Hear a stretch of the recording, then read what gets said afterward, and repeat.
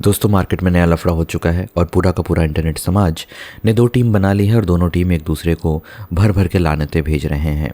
जी हाँ दोस्तों, मैं बात कर रहा हूँ हमारे प्यारे इंटरनेट ट्रेंड्स की नई औलाद मर्द वर्सेस औरत डिबेट के बारे में, जो पैदा हुई है कॉफ़ी विद करण अर्जुन और बड़े बॉस नामक दो धारावाहिकों के द्वारा। और ये डिबेट अभी कम से कम 1 महीने चलेगी, जहां हमारा इंटरनेट समाज अपने कीबोर्ड के हैंग कर जाने तक एक दूसरे को लानतें भेजेगा। खैर, मैं महात्मा बुद्ध के मध्यम मार्ग में विश्वास करता हूँ, जहाँ बुद्ध ने दोनों किनारों की तरफ ना झुकते हुए एक बीच का सही मार्ग अपनाने पर बल दिया है, जिससे आगे चलकर निर्वाण की प्राप्ति होती है। और आज के इस पर्टिकुलर एपिसोड में हम इसी विषय पर बात करेंगे। आइए देखते हैं क्या होता है।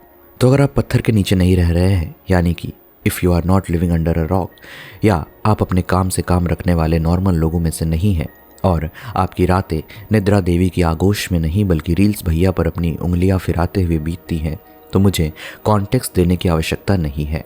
और फिर भी अगर कॉन्टेक्स्ट चाहिए तो इस वीडियो को पॉज कीजिए और जाके इंस्टाग्राम रील्स भैया पर 10 मिनट उंगलियां फिरा के वापस आइए। आ गए? खैर, बहुत लोग नहीं गए होंगे, मुझे पता है। हम अपने टॉपिक पर चलते हैं।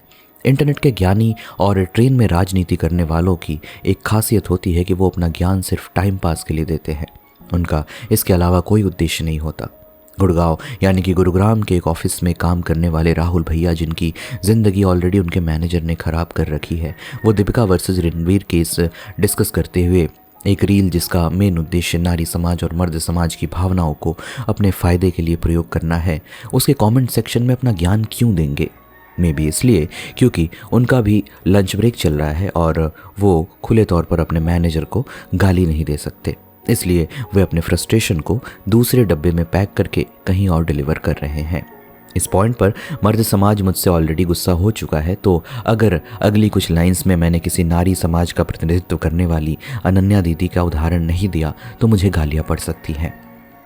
नॉर्मली अनन्या दीदी जो महिला सशक्तिकरण की अग्रदूत है और जिन्हें ये लगता है कि सारा पुरुष समाज एक नंबर का कमीना होता है क्योंकि उनका एक्स इसी प्रकार का व्यक्ति था, उनको बात करने के लिए बिग बॉस नामक शो के कुछ लोग मिल गए हैं जो अपनी पारिवारिक समस्याओं को संपूर्ण जगत के सामने खोल के दिखा रहे हैं।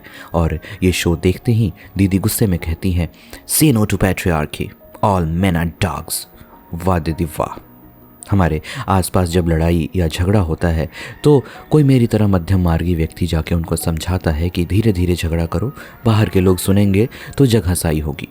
बिग बॉस नामक शो सॉरी बड़े बॉस नामक शो के निर्माताओं के विचार कुछ अलग है। वो कहते हैं कि अगर झगड़ा है तो चुपचाप क्यों करना, आओ हम तुम्हें प्लेटफॉर्म दे रहे हैं, 150 कैमरों के सामने झगड़ा करो, या अगर झगड़ा नहीं भी है तो हम तुमको झगड़ा करवा के देंगे और इसके लिए हम तुमको पैसे भी देंगे, क्योंकि हमारी पब्लिक को सबसे ज़्यादा मज़े झगड़े देखने में आते हैं। तो तुम कैमरा पे झगड़ा करो, उधर इंटरनेट के विद्वान कीपैड पर झगड़ा करेंगे, बाकी बचे हुए लोग टीवी देखकर अपनी मेंटल हेल्थ फक करेंगे और इससे हम पैसे कमाएंगे। मस्त प्लान है। इस तरह के टीवी शोज़ सिर्फ इसलिए चलते हैं क्योंकि अधिकांश इंसानों को अपनी लाइफ पर फोकस करने से ज़्यादा दूसरों के जीवन में कलेश देखने में मज़ा आता है। मेरे घर के पड़ोस वाली कमला आंटी जब विमला आंटी को इनोवेटिव गालियाँ देती है और जवाब में विमला आंटी कमला आंटी के परिवार के सो कॉल्ड राज खोलने लगती हैं, तो सच बताऊँ तो मेरा भी मन होता है कि पॉपकॉर्न या कुरकुरे या कम से कम मूंगफली लेके जाऊँ, बालकनी में बैठूँ और परम सुख की अनुभूति करूँ। हालांकि अगर आप मुझसे इस विषय पर मेरा ऑफिशियल टेक सुनेंगे तो मैं यही कहूँगा कि परिचर्चा पर निंदा करना बहुत बुरी बात होती है और हमें अपने जीवन में सिर्फ अपने कल को अपने आज से बेहतर बनाने के लिए प्रयास करना चाहिए और इस दिशा में यथासंभव कदम उठाने चाहिए। इसके अलावा अगर मुझसे कोई पूछेगा कि मर्द वर्सेस औरत की लड़ाई में आप किसकी साइड पर हो महोदय, तो संपूर्ण नारी समाज का यही मानना होगा कि फ़ोन से मर्द की आवाज़ आ रही है तो नारी के बारे में क्यों ही बात करेगा, और पुरुष समाज को लगेगा कि है तो लड़का ही, ज़रूर कोशिश करेगा कि लड़कियों की साइड लेकर उनको इम्प्रेस करने की कोशिश की जाए।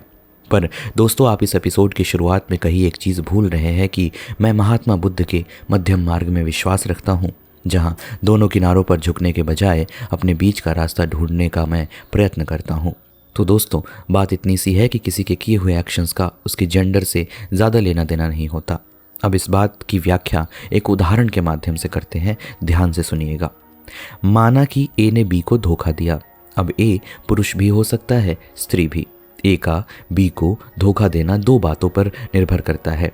या तो ए संस्कारहीन, चरित्रहीन, बुद्धिहीन, विवेकहीन, हृदय रहित, आत्मा विहीन, निर्लज्ज, पापी, दुष्ट, धृष्ट, दुश्चरित मनुष्य के रूप में दानव या राक्षसी है, या कुछ केसेस में विवशता, उत्कृष्ट की खोज, भूल का पुनः मूल्यांकन इत्यादि भी हो सकता है।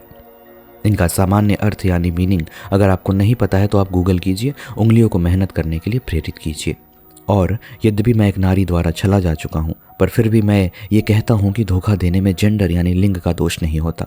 स्त्रीलिंग पुल्लिंग वाले लिंग की बात की जा रही है, क्योंकि अगर आप पुरुष हैं तो आपको नारी ही धोखा देगी, और अगर आप नारी हैं तो आपको पुरुष ही धोखा देगा।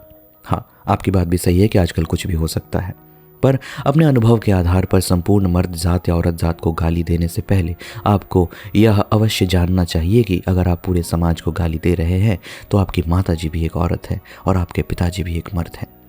तो आपको अपने विचारों का पुनर्मूल्यांकन करना चाहिए। दूसरी तरफ मेरी वीडियो आमतौर पर मेरे 250 से 300 इंस्टाग्राम फॉलोअर्स तक जाती है, जिनका आभार व्यक्त करते हुए मैं यह कहना चाहता हूँ कि अगर ये वीडियो कुछ यूट्यूब के नए नवेले लोगों के पास पहुँच रही है तो अच्छा लगने पर लाइक, शेयर, सब्सक्राइब करके मुझे भारी मतों से विजयी बनाएं, और गंदे कमेंट्स को मेरे मॉडरेटर्स मुझ तक पहुंचने से पहले ही चाय में से मक्खी की तरह निकाल के फेंक देते हैं और उस व्यक्ति विशेष को आजीवन ब्लॉक कर दिया जाता है। तो अपनी उद्वेलित हो रही भावनाओं को नियंत्रण में रखकर वार्तालाप करें। बाकी कंस्ट्रक्टिव क्रिटिसिज्म की हम प्रशंसा करते हैं और उसको कंसिडर भी किया जाता है। आज के लिए इतना काफ़ी है। मैं आपसे अगले एपिसोड में मिलूंगा। स्वस्थ रहिए, खुश रहिए, गुस्सा आए तो ठंडा पानी पीजिए। बहुत बहुत धन्यवाद।